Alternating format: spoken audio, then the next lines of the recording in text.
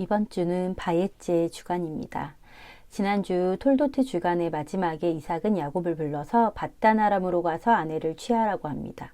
그러면서 그에게 아브라함이 받았고 이삭이 받았던 언약으로 야곱을 축복합니다. 창세기 28장 4절입니다.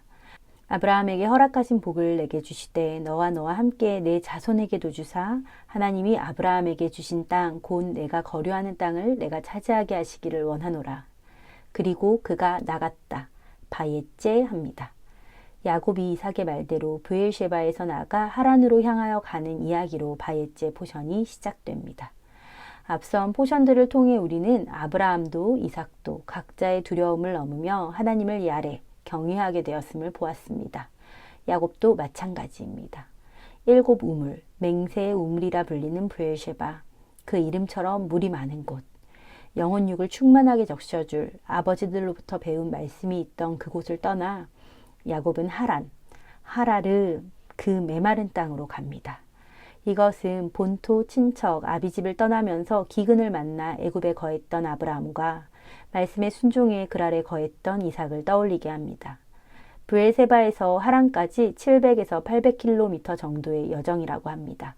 하루 중 12시간을 쉼없이 걸으면 20일 정도, 보통 한 달 정도를 걸어가야 도착할 수 있는 거리라고 합니다. 고대 사회에 혼자서 그 먼 길을 맨몸으로 걷는다는 게 얼마나 두려운 일이었을까요? 하란까지 간다고 해도 신부를 얻을 수 있을지도 장담할 수 없는 일이었습니다. 그럼에도 불구하고 야곱은 아버지의 말을 따라갔고 언약을 쫓아 가나안의 딸이 아닌 어머니의 형제 중의 신부를 얻기 위해 길을 떠납니다. 야곱이 길을 가던 중 해가 저물어 누군가의 집도 아니고 여관도 아니고 돌 위에 몸을 누이고 잠을 자게 됩니다. 그때 그가 꿈을 꾸었는데 보니 사다리가 땅에 세워져서 그것의 꼭대기는 하늘에 닿았고 하나님의 사자들이 그 사다리로 오르락 내리락 하고 있는 모습을 보게 됩니다. 잠에서 깨어난 야곱은 여호와께서 과연 여기 계시거늘 내가 알지 못하였도다. 이에 두려워하여 이르되 두렵도다 이곳이여. 이것은 다름 아닌 하나님의 집이요 이는 하늘의 문이로다 라고 말합니다. 그리고 그곳의 이름을 베델이라고 부릅니다. 베이트엘, 하나님의 집이라고 부릅니다. 그러나 그 성의 이름은 처음에는 루스였다고 합니다. 루스는 헷 족속의 땅입니다. 헷의 의미는 공포, 두려움입니다. 그 두려움이 야레 여호와를 향한 경외로 바뀐 것입니다. 하란에서의 시간을 마치고 베델로 돌아오게 될 때 창세기 31장에서 주님은 야곱에게 이렇게 말씀하십니다. 나는 베델의 하나님이라.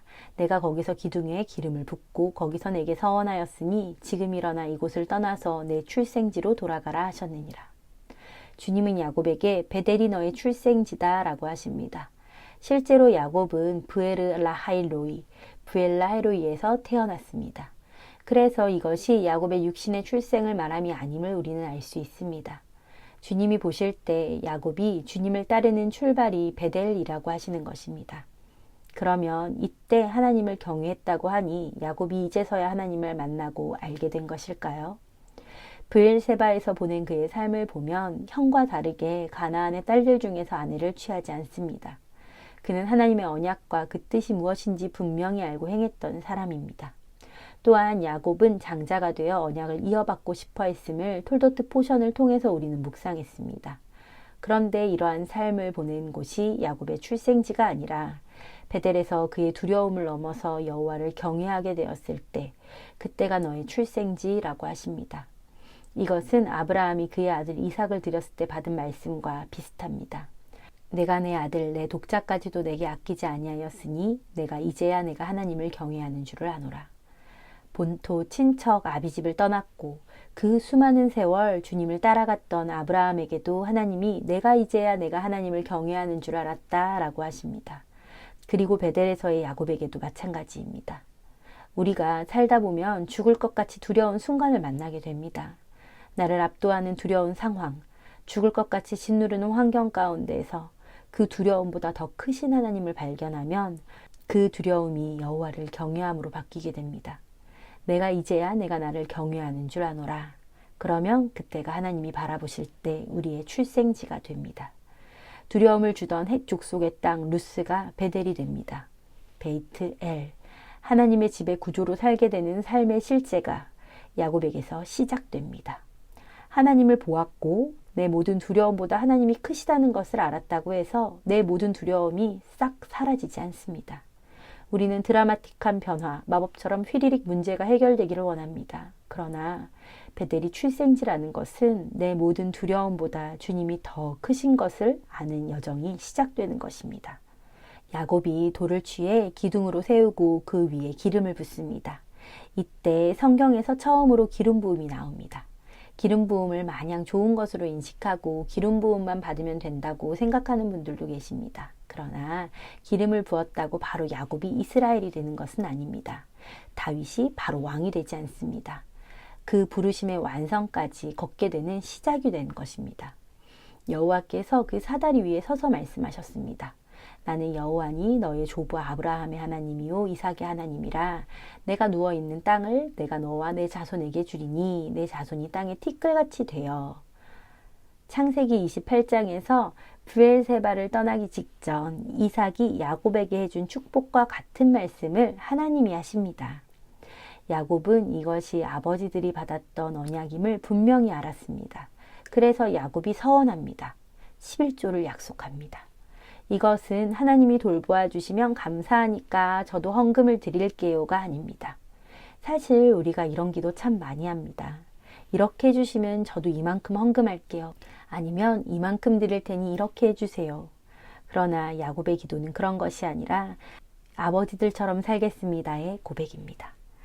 아브라함이, 이삭이 10분의 1을 하나님께 드리는 삶을 야곱은 보았습니다. 그랬기에 언약을 이어받은 장자로서 합당한 삶을 살겠다고 하나님 앞에 기름을 부으며 서원한 것입니다. 기름은 쉐멘입니다. 그 이름에 신실한 삶을 살겠습니다 라고 고백하는 것입니다. 올리브 기름이 압착되어 짜지듯이 언약을 성취하기까지 순전한 기름처럼 짜지는 삶을 살겠습니다 라는 야곱의 고백입니다. 그렇게 바단 아람에 도착한 야곱은 라헬과 레아를 아내로 얻고 자녀를 낳습니다. 그리고 여호와께서 나는 베델의 하나님이라 내가 거기서 기둥에 기름을 붓고 거기서 내게 서원하였으니 지금 일어나 이곳을 떠나서 내 출생지로 돌아가라 하신 말씀을 따라 모든 소유를 이끌고 가나안으로 돌아갑니다. 그런데 이때 야곱의 두려움이 다시 드러납니다. 창세기 31장 31절입니다. 야곱이 라반에게 대답하여 이르되 내가 생각하기를 외삼촌이 외삼촌의 딸들을 내게서 억지로 빼앗으리라 하여 두려워하였음이니이다. 라반은 희다라는 의미인데 그 이름과 달리 그는 검은 속내의 사람이었습니다. 베델에서 다시 태어난 야곱과 같이 우리의 출생이 시작되었고 기름 부음을 받았고 부르심을 쫓아 완성까지 걷고 있다면 야곱처럼 라반을 만나거나 다윗처럼 나를 죽이려 하는 사울을 만나게 될 수 있습니다. 그런데 야곱과 다윗의 공통점은 결코 질서를 벗어나거나 이들을 대적하지 않습니다. 다윗은 여호와의 기름 부음 받은 자를 죽이지 않겠다고 했으며 자신을 10번도 넘게 속인 라반을 향해 야곱은 대적하지 않습니다. 그가 힘이 없어서 못했던 것일까요? 야곱의 소유의 규모를 보았을 때 그는 결코 힘이 없지 않았습니다. 설사 그렇다 하더라도 하나님 10번이나 저를 속인 라반을 보십시오 라며 하나님께 신원할 수 있었을 것입니다. 그러나 그는 그렇게 하지 않습니다. 창세기 25장 27절에서 그가 순전하였다고 성경이 말하였던 것처럼 그의 순전함이 드러납니다. 이것이 야곱의 라이프 스타일이었습니다. 우리의 삶에서 10번도 넘게 나를 속이는 사람을 만난다면 그에게 한마디도 옳고 그름을 말하지 않는 것이 불합리하다고 여길 수 있습니다. 그러나 야곱은 하나님을 신뢰했습니다. 누가 지켜보시는지 알았습니다. 이것이 그의 순전함, 완전함, 탐입니다. 그래서 바단 아람에서 생긴 자신의 모든 것, 아내와 자녀들, 소유들이 내가 추위와 더위에 떨면서 고생한 당연한 값이 아니라 하나님이 베델에서 했던 기도에 대한 응답이었다는 것을 알았습니다. 이것은 다음 주 포션인 33장 11절을 보면 하나님께서 제게 은혜를 베푸셔서 제가 모든 것을 가졌습니다 라고 고백하는 야곱의 고백을 통해서 알 수 있습니다. 내 고생의 값이 아니라 하나님의 은혜임을 알았습니다. 야곱은 이 모든 것을 은혜로 말합니다. 왜냐하면 이 시간은 바로 야곱이 사닥다리와 같이 하나님과 연결되는 시간이었기 때문입니다. 이번 주 바예제 브리타다샤에서는 나다나엘을 만난 예수야께서 자신에 대해 증언하시는 모습이 나옵니다. 이것은 요한복음에서 처음으로 예수야께서 자신이 누구이신지를 분명하게 드러내는 장면입니다. 또 이르시되 진실로 너희에게 이르노니 하늘이 열리고 하나님의 사자들이 인자 위에 오르락내리락 하는 것을 보리라 하시니라. 야곱은 꿈에서 땅 위에 선 사닥다리가 하늘에 닿았고 하나님의 사자들이 오르락내리락 하는 것을 보았다고 합니다. 주님이 이 말씀을 인용하셨습니다. 그런데 하나님은 하나님의 사자들이 사닥다리 위에 오르락내리락 하였다고 말하지 않으시고 인자 위에 오르락내리락 하는 것을 보리라 라고 하십니다. 다시 말해 주님은 당신이 그 사닥다리다 라고 말씀하시는 것입니다. 땅 위에 서서 하늘과 이어주는 사닥다리, 말씀이 육체가 되어 이 땅에 오신 주님, 하늘과 땅을 연결시키는 바브이신 분. 이 사다리는 우리가 익히 알고 있는 일자형 사다리가 아닙니다. 왜냐하면 여기서 사용된 사다리는 솔람인데 이 단어 안에 쌀은 바구니입니다. 그래서 여기서의 사다리는 바구니를 짜듯이 나선형으로 올라가는 모양으로 생각합니다. 히브리 사고는 앞으로 쭉 나아가는 직선형 사고가 아니라 순회하면서 앞으로 나아가는 구조이기에 이 사다리 역시 나선형 모양인 거죠. 그리고 이는 우리의 DNA 구조와 닮아 있습니다. 우리의 DNA 구조가 이 사닥다리를 닮았다는 것은 우리가 하늘과 땅을 연결하는 사닥다리이신 예수아를 닮아가야 하는 DNA가 우리 안에 있음을 말하는 것입니다. 야곱은 베델에서 하나님이 어떠한 분이신지를 보았습니다.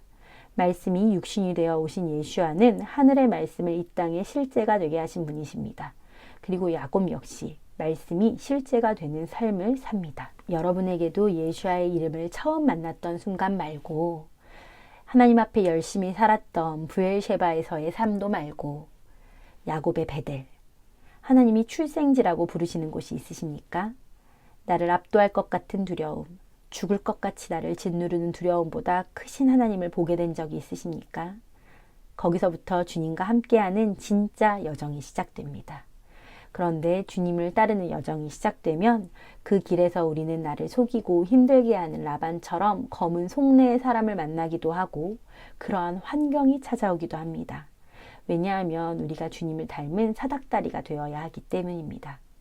말씀이 이론과 지식이 아니라 하늘의 말씀이 이 땅에서 사라지는 실제의 삶이 되어야 하기 때문입니다. 여러분의 삶에서 이 어려운 시간이 없었으면 좋았을 순간으로 기억하시나요? 아니면 그 시간을 함께 보내주신 하나님의 사랑 덕분에 나를 예수아의 형상과 모양으로 나아오게 하신 하나님의 은혜이기에 결코 내 인생에서 빠지면 안 되는 순간으로 기억하시겠습니까? 이 시간을 은혜로 고백하는 야곱처럼 나아오시기를 축복합니다. 그리고 아직 베델과 하란에서의 시간이 없으시다면 순전하고 흠없는 탐이 되도록 이 시간을 소망하시기를 축복합니다.